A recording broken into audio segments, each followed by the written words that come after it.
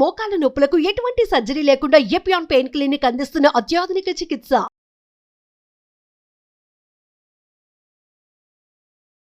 రుద్రాక్ష ధరిస్తారంటారు కదా, దానివల్ల లాభాలు ఏంటి గురుగారు? రుద్రాక్షలో ఉన్నటువంటి ఒక అద్భుతమైన శక్తి తరంగాలు ఏంటంటే, ఈ జగతిలో శివుడి యొక్క కేంద్రకంగా వచ్చే ఎనర్జీస్ అంతా కూడా రిసీవ్ చేసుకోవడానికి ఒకే ఐటమ్ ఉంది, అది రుద్రాక్ష. శివుని తరపు నుంచి అంటే శివుడు ఉండే పొజిషన్ ఏదైతే ఉందో, కైలాసం అంటాం కదా, శివ చైతన్య తరంగాలను రిసీవ్ చేసుకునేటటువంటి కెపాసిటీ ఒక రుద్రాక్షలోనే ఉన్నది. శివతత్వం దేనికి ఉపయోగపడునో తెలుసునా? ఆత్మ సంరక్షణ, నీ యొక్క సౌల్ యొక్క సెక్యూరిటీ అండ్ సేఫ్టీ. రుద్రాక్ష ధరించిన వాళ్లకు 99% హార్ట్ అటాకులు రావు, గుండె పేలిపోదు, గుండె బద్దలవ్వదు, గట్టిగా ఉంటుంది.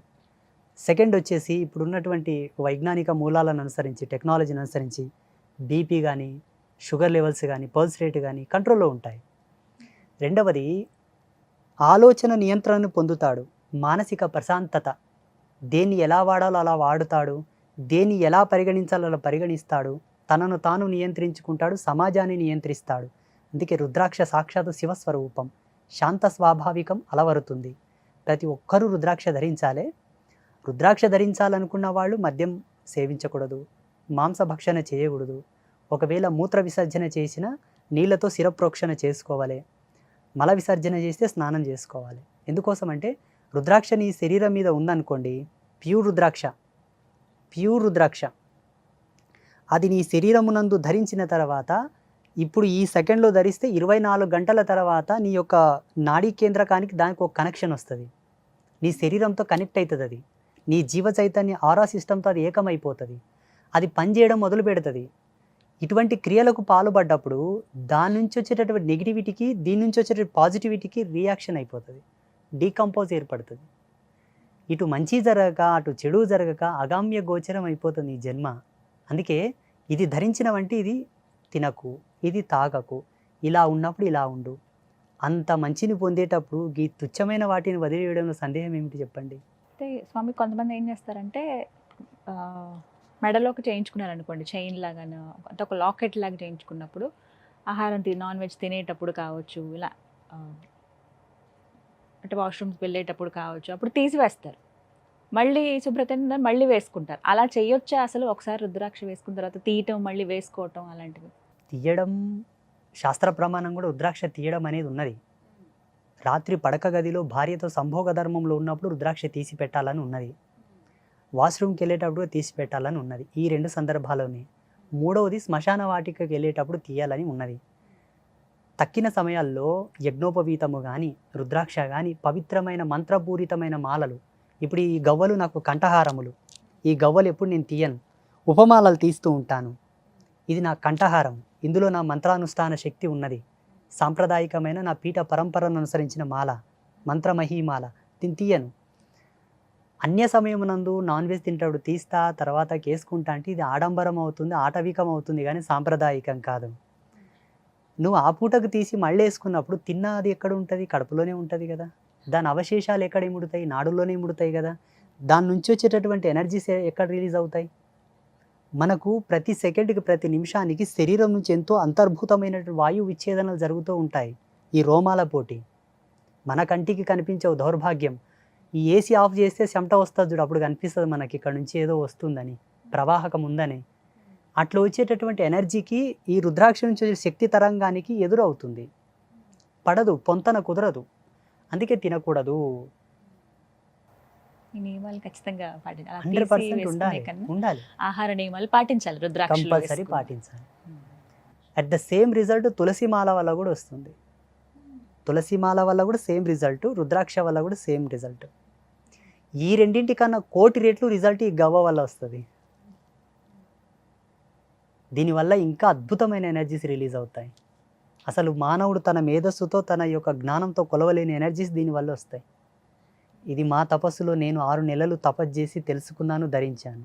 నిజంగా ఈ మధ్య చేతబడి అదే బ్లాక్ మ్యాజిక్ ఇలాంటివి అంటున్నారు, నిజంగా ఉన్నాయా? అది ఒక డిఫరెంట్ టైప్, బాణామతి, చొల్లంగి, ఏదో టైప్స్ ఆఫ్ చేతబడులు అంటున్నారు, నిజంగా ఉన్నాయా? 100% ఉంది.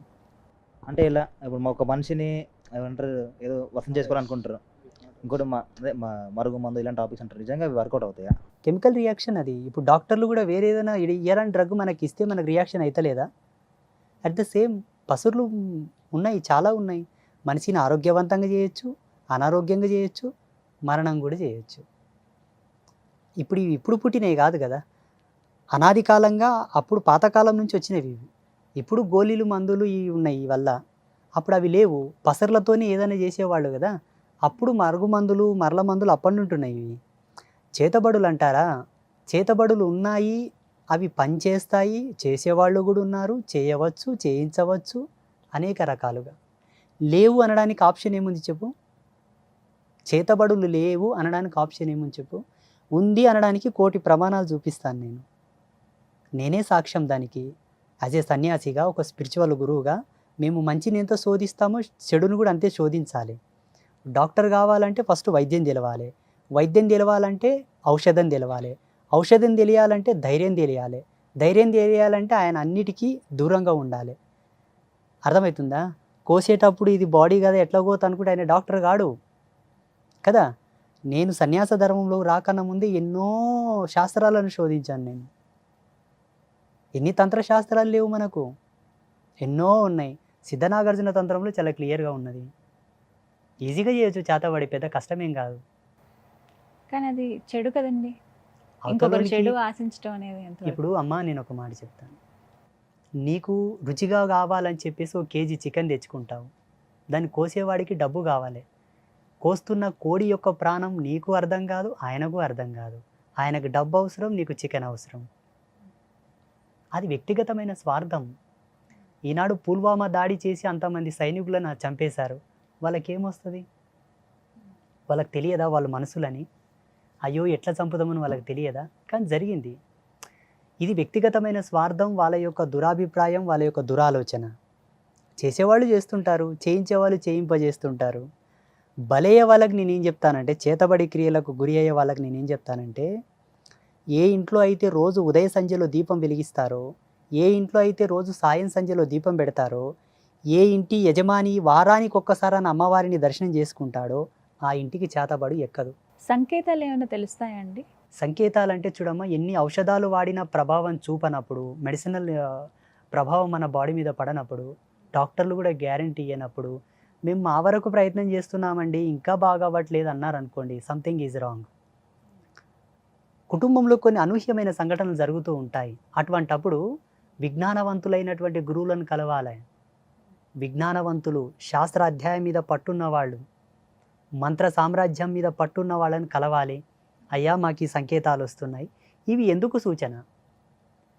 ఈయన అడిగినట్లు పితృదోషాల, ఆయన అడిగినట్టు చేతబడుల, ఇంకొక అతను అడిగినట్టు పెద్దలు చేసిన పాపకర్మముల, తను చేసుకున్న పాపకర్మముల. జ్ఞానవంతుడైన వాడు, మంచి నిష్ణాతుడు దాన్ని విశ్లేషిస్తాడు, జాతక పరిశీలన చేసి ఇది ఇందు మూలంగా వస్తున్నది, నువ్వు ఇలా ఉండు, అంతే, తీరిపోతుంది. ఇంకా లేదనుకో, అవతలి వాడు స్వార్థపరుడైతే నిన్ను వాడుకుంటాడు తప్పిస్తే నీ సమస్యను వాడుకోడు. అర్థమవుతుందా? ఇప్పుడు జరుగుతున్నది అదే. అలా జరగడం బట్టే ప్రతి ఒక్కరు ఇప్పుడు ప్రశ్నిస్తున్నారు మాలాంటి వాళ్ళని, ఏమీ లాభం అయ్యా మీ నుంచి సమాజంకి అంటున్నారు. డైరెక్ట్ లైవ్లో మమ్మల్ని, మీ నుండి ఏం లాభం సమాజంకి అంటున్నారు. మేము చెప్పడం బట్టే కదా ఈరోజు పుష్కరాలు వస్తున్నాయని మీకు తెలుస్తున్నది. మేము చెప్పడం బట్టే కదా ఈరోజు మీకు గడియారం ఉన్నది. మేము చెప్పబట్టే కదా ఈరోజు మీకు క్యాలెండర్ ఉన్నది. మేము చెప్పడం బట్టే కదా మీకు గ్రహణాలు తెలుస్తున్నాయి. ఒకవేళ మా వల్ల మీకు లాభం లేదనుకుంటే ప్రపంచంలో ఉన్న ఆస్ట్రోఫిజిక్స్ అంతా కూడా డిస్ట్రాయిడ్ చేయండి, నిత్య నూతనంగా ఒక క్యాలెండర్ ఆవిష్కరణ చేయండి, ఒక పంచాంగ రచన చేయండి, చేయండి చూద్దాం. మీకున్న మోడర్న్ సైన్స్ని అనుసరించి చేయండి. ఈరోజు పెద్ద పెద్ద యూనివర్సిటీలలో మన వేద విజ్ఞానాన్ని అనుసరించే రీసెర్చ్ చేస్తున్నారు. ప్రపంచానికి ఒక సందేశం ఇస్తాను నేను. పాశ్చాత్యులు ఈ దేశం మీదకి రాకన్నా ముందు విదేశాలలో ఏ ఒక్క ఆవిష్కరణ జరిగిందా? విదేశీయులు ఈ దేశం మీదకి రాకన్నా ముందు విదేశాలలో ఒక్క ఆవిష్కరణ జరిగిందా? తిరగలి కూడా లేదా ఆ దేశాల్లో, పిండి రుబ్బుకునే తిరగలి కూడా లేదా ఆ దేశాల్లో, తెలుసా? ఈ దేశం మీదకి వచ్చి ఇక్కడున్న కళాఖండములను, ఇక్కడున్న ధర్మశాస్త్రాలను, వేద విజ్ఞానాన్ని తీసుకెళ్ళిన తర్వాత వాళ్ళు రీసెర్చ్ చేసుకొని అన్ని ఆవిష్కరణలు చేశారు. ఇక్కడ ఎందుకు కాలేదు గురూజీ అంటే ఇక్కడ దౌర్భాగ్యాలు చాలా ఉన్నాయి. 500 సంవత్సరాలు సుదీర్ఘంగా ఏడ్చినటువంటి మాలాంటి తాపసుల యొక్క ఆవేదనకు నిదర్శనంగా అయోధ్యలో రామాలయం కట్టించిన పుణ్యాత్మను ఓడగొట్టారు ఇప్పుడు ఉన్నటువంటి వాళ్ళు ఇక్కడ ఉన్నోళ్ళు. ఇటువంటి దౌర్భాగ్యులు ఉన్నంత వరకు ఇక్కడ ఏ ఆవిష్కరణలు జరగవు, ఉన్నవే కూలగొట్టేస్తారు. ఇంకా అర్థమవుతుందా? అది సాధువుల వల్ల ఈ దేశానికి ఏ లాభం లేకపోవచ్చు, ఒక లాభం ఉన్నది, మానవుని పరివర్తనలోకి తీసుకొచ్చేది మేమే. నేను సన్యాసిని అయిన తర్వాత ఎంతోమందిని వ్యసన విముక్తుల్ని చేశాను, ఎంతోమందిని ఆల్కహాల్ నుంచి దూరం తీసుకొచ్చాను, ఎంతోమందిని ధర్మం వైపు నడిపిస్తున్నాను, జ్ఞానం వైపు నడిపిస్తున్నాను. నడవని వాళ్ళ పరిస్థితి ఏంటి? ఈరోజు మా పీఠానికి ఎంతోమంది వచ్చి అమ్మా, నన్ను చాలామంది అమ్మ అంటారు, అమ్మవారిలాగా అంటారు, స్వామీజీ కూడా అంటారు, గురూజీ కూడా అంటారు. మా ఆయన మద్యంకి బానిసై రోజు వచ్చి తాగి నన్ను కొట్లో కొడుతున్నాడు అంటారు. ఇప్పుడు ఎవరు బాగా చేయాలి ఆయనని? వైద్య రంగంలో మద్యం బంద్ చేయడానికి ఏ ఔషధాలు లేవు, ట్రీట్మెంట్ లేదు. మాకున్న స్పిరిచువల్ ఎనర్జీ నుంచే వాళ్ళని అవాయిడ్ చేసి బయటికి తీసుకొస్తాం. చాలామందిని తెచ్చాం. మాలాంటి వాళ్ళం ఉన్నాము కాబట్టి అక్కడక్కడ ఇంకొంతవరకు మంచిగా ఉందేమో అనుకుంటాను. తాయితులు సంథింగ్ అది కట్టుకుంటారు కదా, వాటి వల్ల ఏమన్నా ఎఫెక్ట్స్ ఏమన్నా ఉంటాయా? మొదట తాయిత్తు నిర్మాణం చేసే విజ్ఞానం ఉండాలి. ఏదో ఇప్పుడు ఏదో కట్టేస్తున్నారంటే నేనేం చేయలేను దానికి. తాయిత్తు నిర్మాణం వెనకాల మనకు మంచి క్లారిటీ ఉన్నది. తాయిత్తు ప్యూర్ కాపర్దై ఉండాలి, సిల్వర్దై ఉండాలి, పసిఫిక్ ఆఫ్ మెటలైజేషన్తో కూడి ఉండాలి. ధాతు శాస్త్రాన్ని అనుసరించి తాయిత్తు నిర్మాణం కావాలి. అందులో నిక్షిప్తం చేసే మంత్రం కరెక్ట్ ఉండాలి. మంత్రంతో పాటు దానికి ఒక పొటెన్షియల్ ఎనర్జీని ఇచ్చేటటువంటి ఔషధాలు వేయాలి, వేర్లు, కొన్ని మూలికలు, కొన్ని పసర్లు వేసి నిర్బంధనం చేసి దాన్ని అభిమంత్రం చేసి కడితే ఎక్సలెంట్గా పనిచేస్తుంది. ఎందుకు పనిచేయదు? అయ్యో, ప్రాణం లేని రాళ్ళే మనకు పనికొస్తున్నప్పుడు అదెందుకు పనిచేయదు? దాని నిర్మాణ శైలి తెలవాలి. ఇప్పుడు ఒక యంత్రము కానీ ఒక మూలిక కానీ కట్టాననుకో, నువ్వు స్నానం చేసేటప్పుడు అది నాని తొందరగా పాడైపోతుంది. గాలి తగిలి, ఎండ తగిలి, ఎవరైనా చూడడం వలన. వాటికొక నిర్బంధనము, వాటి యొక్క దాపుకము, వాటి కనుమరుగు చేసే కోణంలోనే ఒక దాంట్లో పెట్టి ఫిల్ చేస్తారు. దాన్ని ఫిల్ చేసి దాన్ని క్యాప్ పెడతాడు. కొన్ని రోజులు అది నీతో ఉండాలని, నీ ఆరా సిస్టమ్ అంతా కూడా ప్యూరిఫైడ్ చేసి నీ మీద ఉన్న నెగిటివ్ ఎనర్జీని అంతా గుంజేసిన తర్వాత ఆటోమేటిక్గా తాయిత్తు ఎగిరిపోతుంది. నీకు తెలియకుండా నీడను ఉసిపడుతుంది. అది తాయిత్తు చాలా పరమం, చాలా పవిత్రం. దాంట్లో చాలా వైజ్ఞానికమైన మూలం ఉన్నది. ఇప్పుడు తాయిత్తు అంటేనే భయపడతారు. వామ్మో తాయిత్తులా